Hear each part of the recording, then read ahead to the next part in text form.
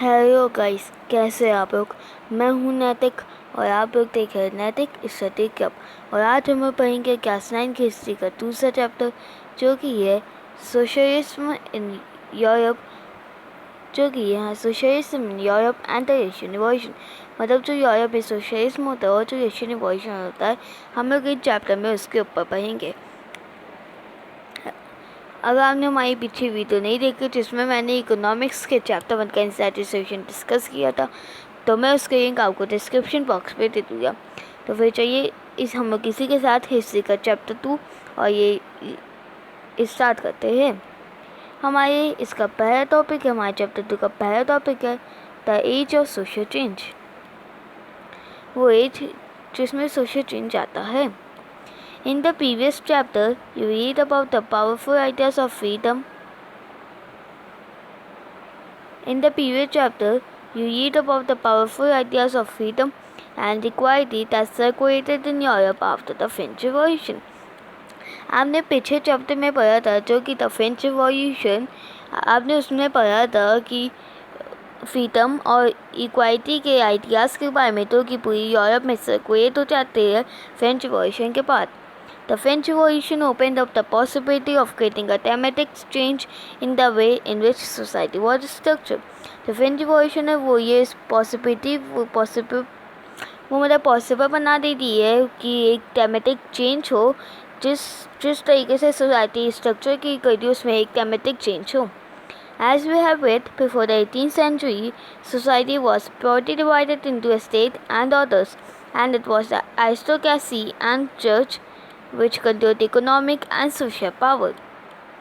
जैसे कि आपने पढ़ा था कि 18th सेंचुरी से पहले जो सोसाइटी है वो स्टेट और ऑर्डर्स में प्योरिटी डिवाइड होती है, और वो एरिस्टोक्रेसी होते हैं और चर्च होते हैं जो कि इकोनॉमिक पावर को और सोशल पावर को कंट्रोल करते हैं। Suddenly after the revolution it seemed possible to change this. Evolution के बाद ये पॉसिबल लगता है कि हम लोग इसको चेंज कर सकेंगे।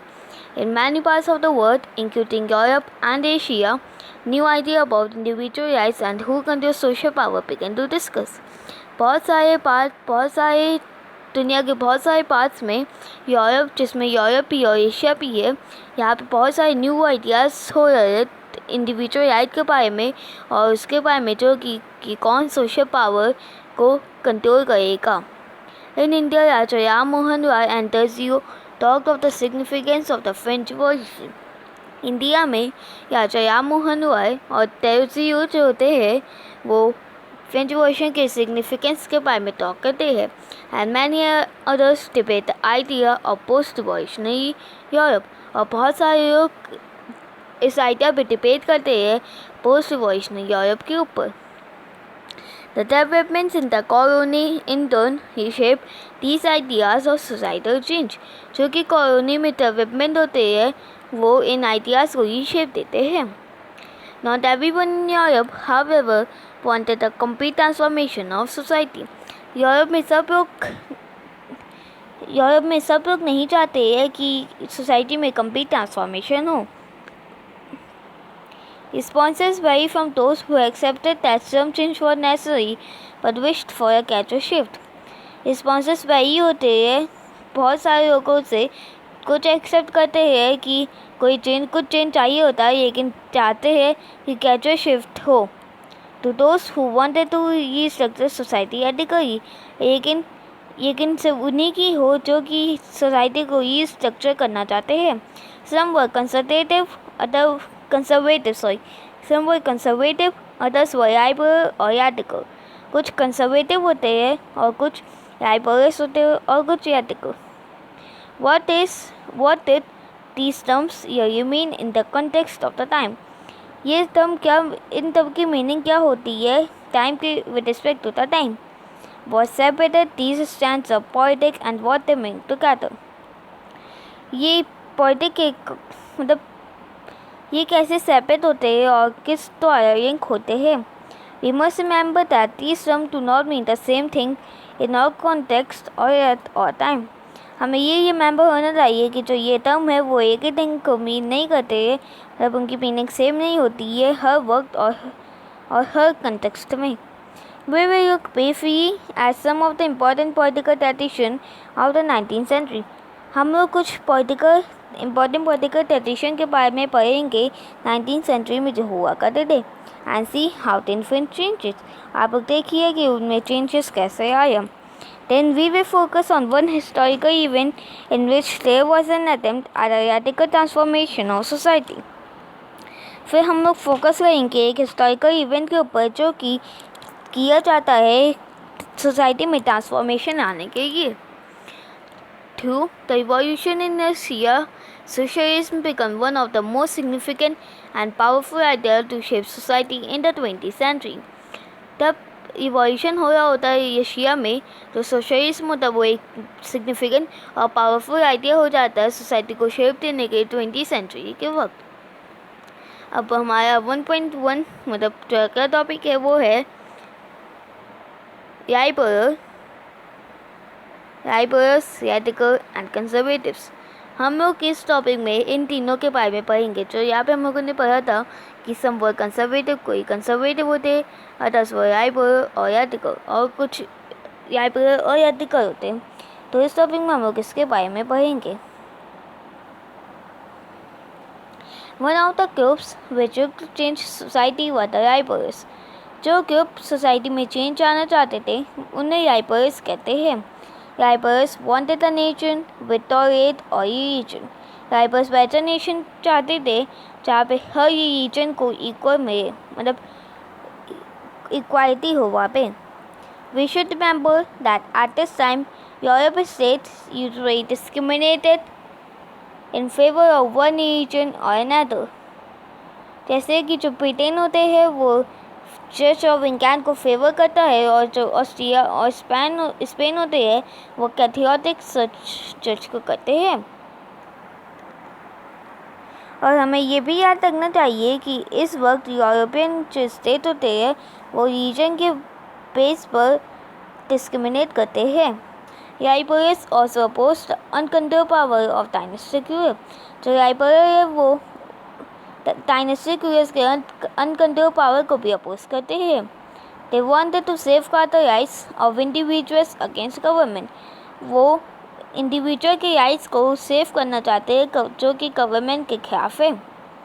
They argue for representative elected parliamentary government subject to laws interpreted by a well-trained judiciary that was independent of rulers and officials. वो रिप्रेजेंटेटिव के लिए आर्ग्यू करते हैं, मतलब जहाँ पे इलेक्टेड पार्लियामेंट्री गवर्नमेंट हो और कुछ सब लॉज भी बनाते हैं जो कि एक वेल-ट्रेन्ड जुडिशरी के साथ इंटरप्रेट किया जाता है जो कि इंडिपेंडेंट होती है और जो उनके रूलर्स और ऑफिसर होते हैं वो भी इंडिपेंडेंट होते हैं. However, they were not democrats. लेकिन जो वो डेमोक्रेट नहीं होते हैं. They did not believe in universal adult franchisee. वो यूनिवर्सल adult franchisee पे बिलीव नहीं करते हैं. That is the right of every citizen to vote. जो कि होता है कि हर सिटीजन को वोट का राइट मिलना चाहिए और हर वोट की एक बारी होनी चाहिए. They felt men of property many should have the vote. उन्हें ये लगता है कि मैन को ही वोट करना चाहिए और सिर्फ उन्हीं मैन को वोट करना चाहिए जिनके पास प्रॉपर्टी हो. They also did not want the vote for women. और उनको वुमेन का वोट करना भी अच्छा नहीं लगता. इन कंट्रास्ट अगर हम कंट्रास्ट करें कि जो रैडिकल है, radicals wanted a nation in which government was based on the majority of country's population. अगर हम कंट्रास्ट में बात करें जो रैडिकल है उन्हें एक ऐसा नेशन चाहिए था गवर्नमेंट जिसमें जो गवर्नमेंट है वो मेजॉरिटी ऑफ कंट्रीज पॉपुलेशन के ऊपर बेस हो. Many supported women's suffragette movements. बहुत सारे लोग वुमेन सफरेगेट मूवमेंट को सपोर्ट करते हैं. Unlike Raibor, they opposed the privileges of great landowner and very fair the owner. राइबर्स में जैसा होता था, राइबर्स की तरह इसमें भी यहाँ भी वो लोग अपोज करते हैं कि जो privileges of great land owners है और वेटी फैक्ट्री ओनर्स के को भी अपोज करते हैं. They were not against the existence of a private property, but this is a concentration of property in the hands of a few. वो ये नहीं चाहते कि प्राइवेट प्रॉपर्टी का एक्सिस्टेंस ही हो जाए, लेकिन वो ये भी नहीं चाहते कि जो कंसंट्रेशन ऑफ प्रॉपर्टी है, मतलब जो यहाँ डिस्ट्रीब्यूशन है, वो सब कुछ ही के हाथों में हो। Conservative were oppose to radical and liberal. जो कंजर्वेटिव होते हैं वो याटिकर और राइबर को अपोज करते हैं। After the French revolution, however, even conservative had open their mind to the need for change. जो कंजर्वेटिव होते हैं वो याटिकर और राइबर को अपोज करते हैं।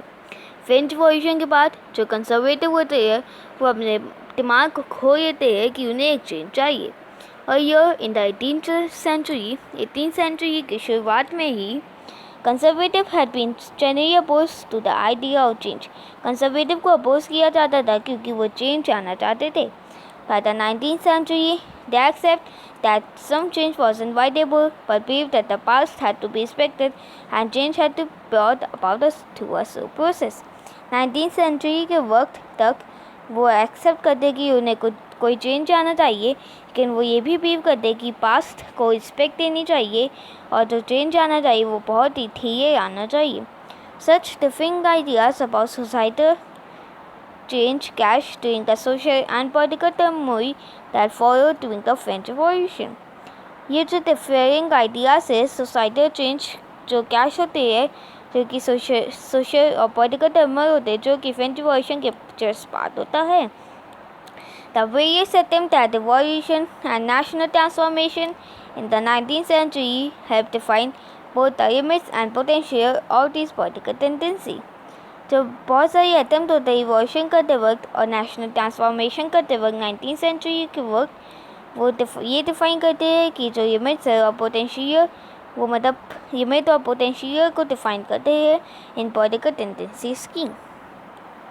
अब हमारा दूसरा टॉपिक है industrial society and social change. Industrial में जो सोसाइटी और सोशल चेंज आता है, These political trends were signs of a new time. जो ये political trend है वो न्यू टाइम के साइन है। It was a time of profound social and economic changes. ये वैसा टाइम है जिसमें सोशल और इकोनॉमिक चेंज आना चाहिए। It was a time when new city came up.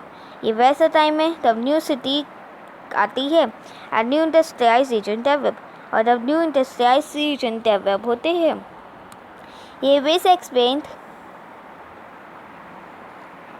Expand and the industrial revolution occur, जहाँ पे ये वे एक्सपैंड होते हैं और इंडस्ट्रियल रिवॉल्यूशन अकर होता है। Industrialisation brought men, women and children to factories. जो इंडस्ट्रियलाइजेशन होता है वो वुमेन को और चिल्ड्रन को फैक्ट्री में काम करने के लिए मजबूर कर देता है। Work hours were often long and wages were poor. जो वर्क आवर होते हैं वो बहुत ही लंबे होते हैं और जो वेजेस होती है वो बहुत ही कम होती है। Unemployment was common particularly during times of low demand for industrial good. जो अनएम्प्लॉयमेंट होता है वो कॉमन होता है और ख़ासकर उस वक्त जब इंडस्ट्रियल गुड की बहुत लो डिमांड होती है। Housing and sanitation were problems इस टाउन वर ग्रोइंग रैपिडली। जो हाउसिंग होते थे और जो सैनिटेशन प्रॉब्लम होती थी वो टाउन्स से है, जब से टाउन्स बहुत रैपिडली ग्रो हो रहा तब से है। Liberal and radical search for solution to this issue. जो राइबर और आर्टिकल है वो इन इशू का सोल्यूशन सर्च कर रहे हैं। Almost all industries were the property of individual. लगभग हर इंडस्ट्री इंडिविजुअल की प्रॉपर्टी होती है।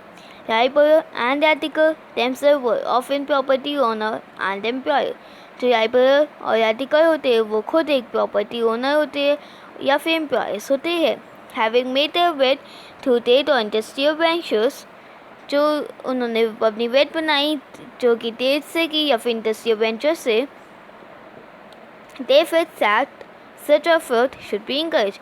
और उन्हें ये लगता है कि ऐसे एफर्ट को इंकरेज किया जाना चाहिए। That is benefits would be achieved if the workforce in the economy was healthy and citizens were educated। और उन्हें ये लगता है कि इसका जो बेनिफिट्स होगा वो अचीव होगा तब की जो वर्कफोर्स है वो इकोनॉमी जो उनकी हो वो हेल्थी हो और जो सिटीजन हो वो एजुकेटेड हो। अपोज टू द प्रिविलेजेस को अपोज करते वक्त the old aristocracy had by birth जो ओडेस्टोकैसियोटिडिपस से they firmly believed in the value of individual effort, और वो बिलीव करते थे कि इंडिविजुअल एफर्ट के वैल्यू के ऊपर ये होना चाहिए, ये पर एंड इंटरप्राइजेस, और उसके ये पर के ऊपर भी होना चाहिए और उसके इंटरप्राइज के ऊपर भी। Freedom of individuals were insured, अगर फ्रीडम ऑफ इंडिविजुअल को इंश्योर किया जाए, इफ द पुअर को टेबल, अगर पुअर ये पर कर सके, एंड दोस विद कैपिटल को ऑपरेट विदाउट ई स्ट्रेन, और जिनके पास कैपिटल है वो ई स्ट्रेन के द्वारा ये स्ट्रेन के बिना ही कैपिटल कर सकते हैं। They believe that society would develop, वो बिलीव करते हैं कि अगर ये सब होने के तो जो सोसाइटी है वो डेवलप हो जाएगी। Many working men and women who wanted changes in the world rallied around labor and radical group and parties in the early 19th century. बहुत सारे वर्किंग मैन जो होते हैं और जो वुमेन होते हैं जिनको इस वर्ल्ड में चेंज चाहिए, वो लेबर और रेडिकल ग्रुप के पास रैली लगाते हैं और पार्टीज़ के पास भी, जो कि अर्ली 19th सेंचुरी में होती है। तो ये गाइस, आज हमारा लेक्चर यही कंप्लीट होता है। हम लोग अगले लेक्चर में इसके आगे का पढ़ेंगे। अगर आपको ये वीडियो अच्छी लगी हो तो प्लीज़ वीडियो को लाइक और चैनल को सब्सक्राइब करना ना भूलें। Bye bye guys.